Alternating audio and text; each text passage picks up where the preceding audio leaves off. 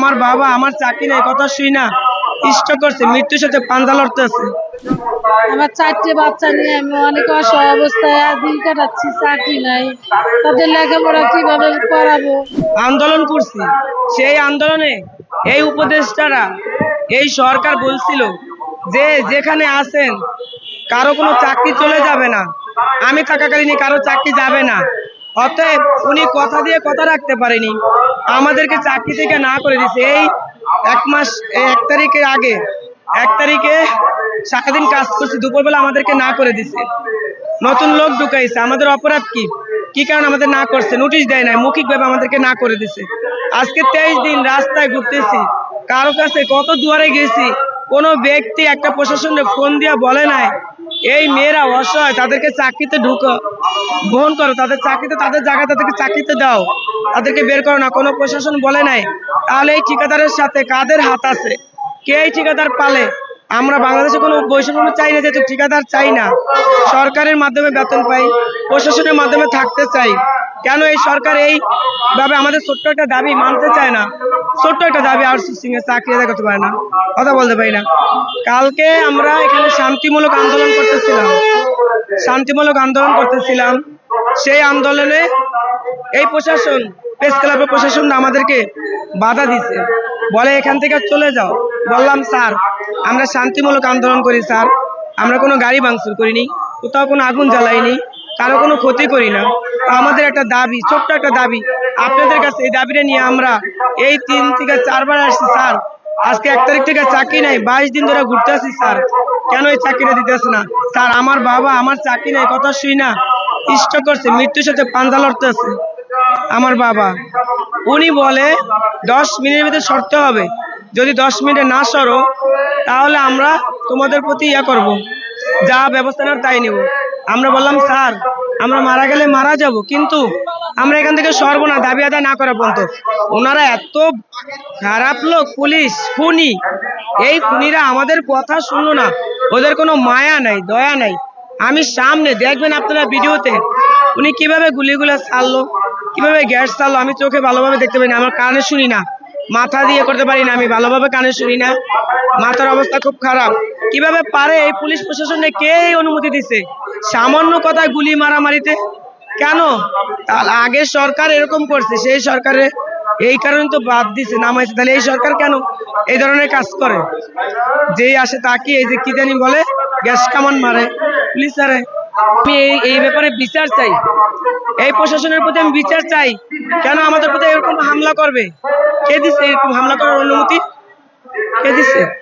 গতকালকে আমাদের বাংলাদেশ আউটসোর্সিং এর পক্ষ থেকে একটা শান্তিপূর্ণ সমাবেশ ছিল।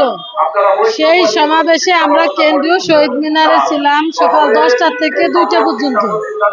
2টার পরে আমাদের এক ছাত্র সমন্বয়ক বলছে আমরা আপনাদের সাথে আছি, আপনারা এই মিছিল নিয়ে আপনারা এই শাহবাগে মানে প্রেস ক্লাবে যান। আমরা এখানে এসে আধা ঘন্টাও বসতে পারিনি। তার ভিতরে আমাদেরকে বারবার উঠানোর জন্য চেষ্টা করতে হয়েছিল। তো আমরা বলছি যে আমরা যে দাবি নিয়ে আসছি, আজ 1 তারিখে মুগদা মেডিকেলের 206 জনের চাকরিচ্যুত করা হয়েছে। কেন? আমাদের অপরাধ কি? আমরা কোভিড যোদ্ধা, আমরা কোভিডের সময় ডিউটি করেছি, আমাদেরকে 15 মাসের বেতন দেওয়া হয় নাই, আবার রানিং 1 মাসের বেতন না দিয়ে আমাদেরকে বাইর করছে। তো আমরা সরকারের কাছে দাবি জানাতে আসছি অনতি বিলম্বে আমাদের যাদের চাকরিচ্যুত করা হয়েছে তাদেরকে যোগদান দেন। আমাদের ছেলে মেয়ে নিয়ে তো আমরা ভেসে যাব, কোথায় দাঁড়াবো, কার কাছে যাব?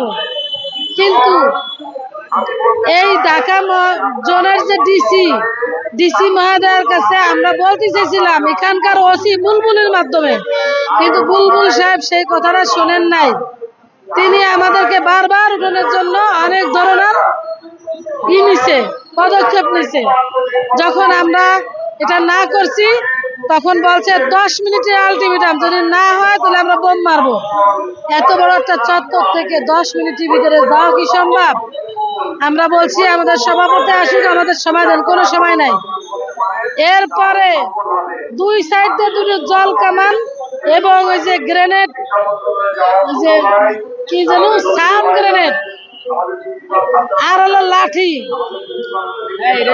এ দিয়ে আমার এলো পাতাড়ি মার, পানি মারা, সাউন্ড গ্রেনেড। আমার এই আমি ছিলাম ওখানে বসা, ওই জায়গায় পড়ছে, আমার এই কানের পর্দা ফেটে গেছে। আমি সে রাতে সেই সময় আমার ঢাকা মেডিকেলে পাঠাইছে, আমি ঢাকা মেডিকেলতে ট্রিটমেন্ট নিছি, কাগজপত্র আমার ঘরে আছে।